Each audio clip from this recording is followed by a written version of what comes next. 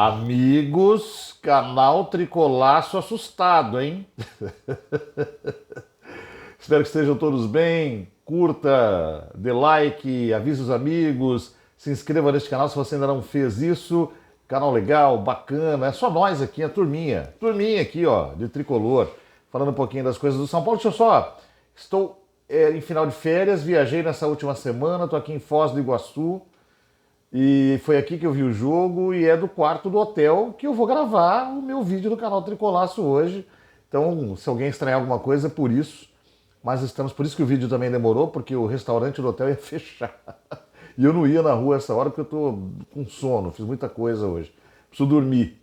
Então vamos lá, gente. Terminou São Paulo 1, Sport 3 nos pênaltis. São Paulo 5, Sport 3. São Paulo, com isso, ufa, classificado para as quartas de final da Copa do Brasil. Eu nunca ouvi esse termo antes, mas eu vou usar. São Paulo teve uma classificação vergonhosa. Alguém pode dizer, mas como assim vergonhosa? Classificou. Pois é. Você pode classificar quando você está com um placar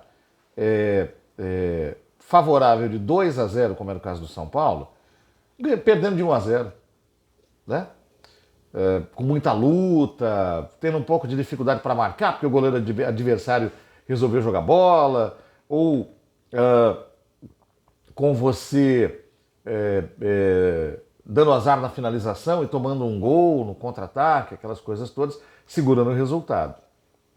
Agora, outra coisa, você está ganhando de 2-0 na casa do adversário, decidir a vaga na sua casa, fazer um gol no primeiro tempo, e depois tomar 3, e praticamente todos eles iguais.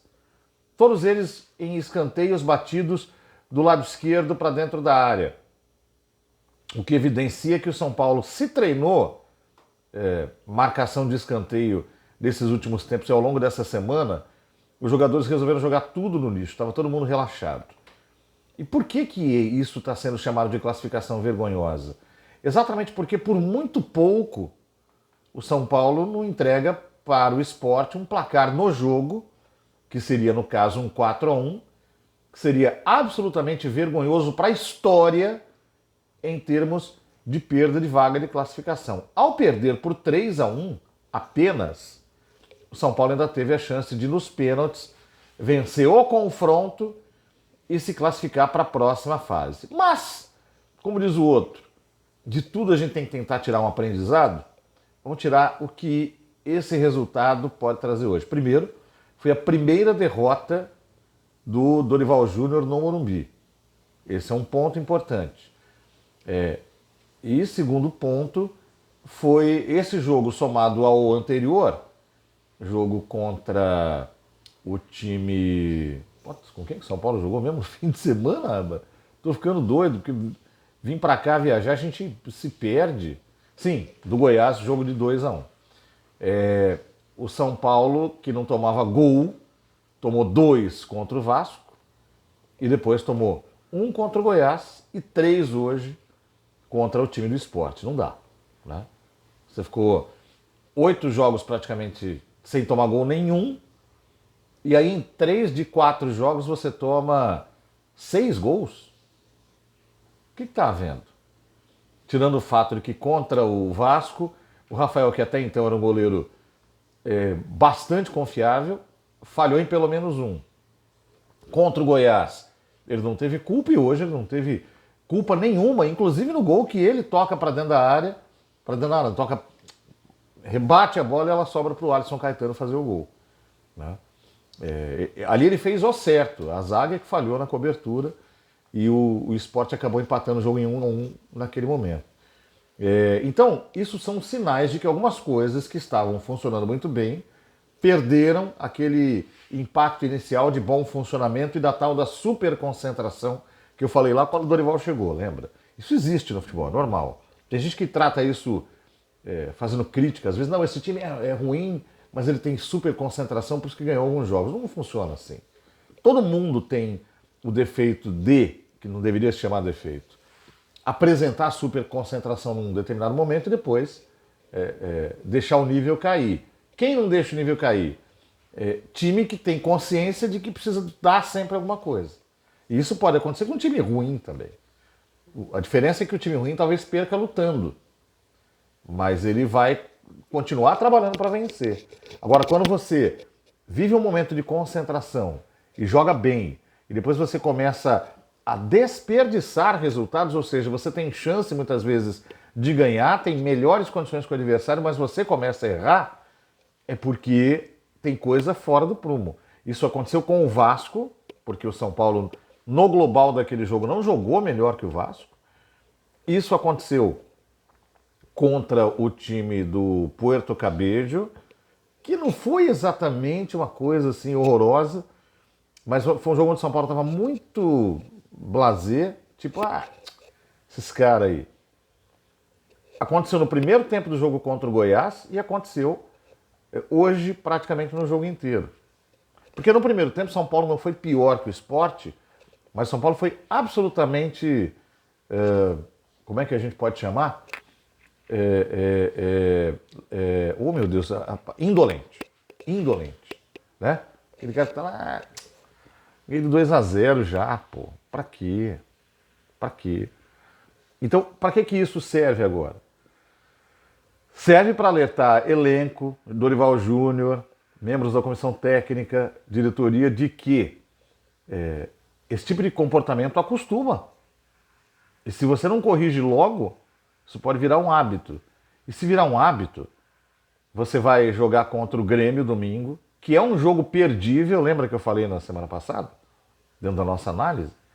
É um jogo perdível, mas que quando você quer algo mais, você tem que trabalhar para vencer. Depois você vai enfrentar a Copa Sul-Americana num jogo para confirmar a vaga. Que não chega a ser perdível, mas onde não pode ter desatenção. Depois você tem um jogo, apesar de em casa, contra um rival direto e dos mais difíceis. E ele não é que ele seja perdível em 100%, mas hoje ele é mais perdível do que ganhável. Então, pensem na espiral. Se você entra com esse espírito mole contra o Grêmio e perde, você fala, perder do Grêmio é normal. Mas como é que você perdeu? Você perdeu oferecendo resistência ou perdeu perder normal? Aí você vai pro jogo da Sul-Americana com esse mesmo espírito, salto alto, esses caras aí, você pode perder o jogo. E se o São Paulo perde o jogo da Sul-Americana, ele tem a vaga direta quase que nas mãos, passa a correr risco de ficar na segunda vaga, lembrando que a segunda vaga, para virar a classificação, depende de você jogar um mata-mata com o terceiro colocado de um dos grupos da Libertadores da América. Pode vir um time ruim, pode vir um time pesado em uma fase. O Corinthians, por exemplo, que agora está melhorando. É um risco que o ideal é não correr. E aí você pega o Palmeiras em casa, onde em casa você tem que tentar se impor. Você fala, rapaz, agora eu cheguei, perdi 2. Agora é o Palmeiras, ferrou. Aí você perde também. Por isso que as duas coisas que precisam mudar urgentemente são postura e recuperação do ritmo anterior. A postura no sentido psicológico, né? O mental, aquela coisa de você falar, cara, a gente não pode, chega, o estoque de bobeada acabou. Né? E a outra é voltar a jogar com mais seriedade. Vai ganhar tudo? Provavelmente não. Mas se o São Paulo sair dos próximos 3 jogos com empate com o Grêmio, vitória na Sul-Americana e vitória apertada contra o Palmeiras, é maravilhoso. Se sair com derrota para o Grêmio, vitória na Sul-Americana, vitória contra o Palmeiras, é muito bom. Se sair com derrota para o Grêmio, ganha a Sul-Americana e empata com o Palmeiras, é bom. Se sair com derrota para o Grêmio, empate na Sul-Americana e derrota para o Palmeiras, é ruim. E se perder os 3, é trágico. Se ganhar os 3, é fabuloso, eu nem conto com isso. Não pode acontecer, desde que se leve tudo a sério. O único jogador, falar em sério, que levou o jogo a sério para mim hoje para valer foi o Michel Araújo e o Rafael, que de novo voltou a fazer algumas defesas absurdas. Achei que o Rafinha se comportou bem no jogo todo, mas não foi tão bem ao longo da partida. O Diogo Costa, desligado, acabou saindo. O Arboleda precisava voltar mesmo. Talvez o plano do Dorival não fosse hoje, mas ele tinha que voltar. E um pouquinho que ele ficou ali, apesar do time ainda ter tomado um gol com ele em campo, já livrou o São Paulo de tomar ou de correr risco antes daquilo, que seria terrível. O Marcos Paulo não entrou bem, não. O David não entrou bem, não. O Luciano não merecia sair, apesar de ter caído um pouco no segundo tempo. Nem o Gabriel Neves, mas o Alisson deveria ter saído há mais tempo. Para a entrada do Wellington Rato, que esse sim ele entrou levando a sério a partida. Depois foi bater o pênalti, bateu com muita competência também. Então, de certo modo, é isso. Quartas de final aí. O São Paulo tem que ter em mente que se ele quiser ganhar um título no ano, este, apesar de difícil, ainda é mais fácil do que o Campeonato Brasileiro. E agora só faltam 6 jogos. Questão de mirar no objetivo. Certo, gente?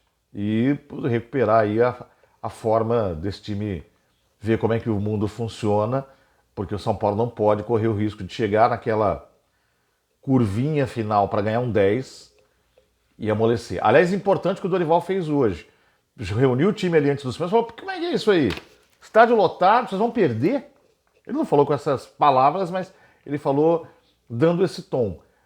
Eu gostei muito disso, porque me parece que o Dorival, como o Dorival não é alguém da vida são paulina cotidiana de muito tempo, ele percebe, ele vê de fora. E o Dorival já deve ter visto muitas vezes de fora as decepções que o São Paulo passou nos últimos anos. E aquelas que o próprio São Paulo criou. Então, para mim foi importante o que ele falou. Agora essa cobrança tem que acontecer nos treinos também. E lembrar para os caras, se vocês passarem perto de perder outra vez, talvez vocês nunca mais tenham chance na vida. É isso. Grande abraço para todo mundo, obrigado pela atenção e até a próxima.